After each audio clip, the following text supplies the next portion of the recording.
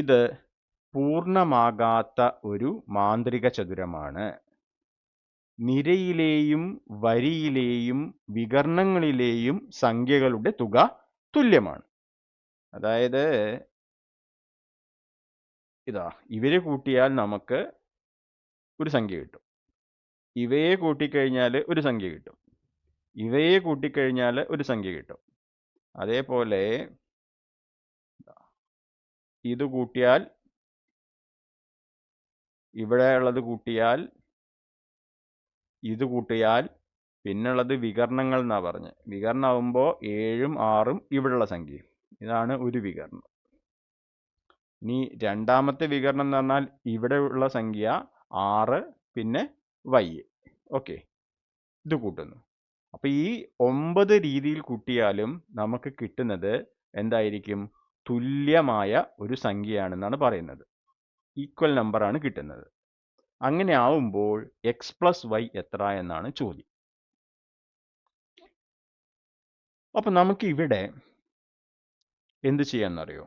ഇവിടെ നമുക്ക് ഈ വികർണങ്ങളുടെ തുകയും അതേപോലെ ഈ 1 2 3 മൂന്നാമത്തെ നിര അതിൻ്റെ തുകയും ഒന്ന് എടുത്തു നോക്കൂ. അത് തുല്യമായിരിക്കണമല്ലോ. തുല്യമായിരിക്കും വേണം. ഇവിടെ എന്താണ്? ഈ സംഖ്യ രണ്ടിനും പൊതുവാണ്. അപ്പൊ നമുക്ക് ഇതിൽ നിന്നും എക്സ് പ്ലസ് വൈ എന്താണെന്ന് കിട്ടും? ഇവിടെ നമുക്ക് y പ്ലസ് എക്സ് പ്ലസ് അവിടെയുള്ള എന്താ നമ്പർ z ആണെന്ന് വിചാരിക്കാം. ഓക്കെ, നമുക്ക് തൽക്കാലം അത് z ആണെന്ന് വിചാരിക്കാം.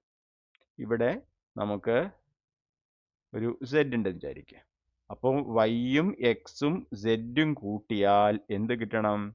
7ഉം 6ഉം സെഡും കൂട്ടിയതിന് തുല്യമായിരിക്കണം.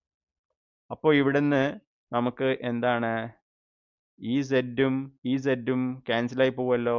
കാരണം ഇതിങ്ങോട്ട് വന്നാൽ മൈനസ് സെഡ് ആവും. മൈനസ് സെഡ് ആയി കഴിഞ്ഞാൽ ക്യാൻസൽ ആവും. അപ്പോൾ ഇതിൽ നിന്നും നമുക്ക് എന്ത് കിട്ടും?